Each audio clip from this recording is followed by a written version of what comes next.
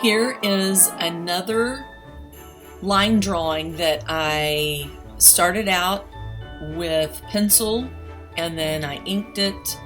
I took a photograph of my sketches and put them in Procreate, and here is the time-lapse video of me redrawing everything in Procreate.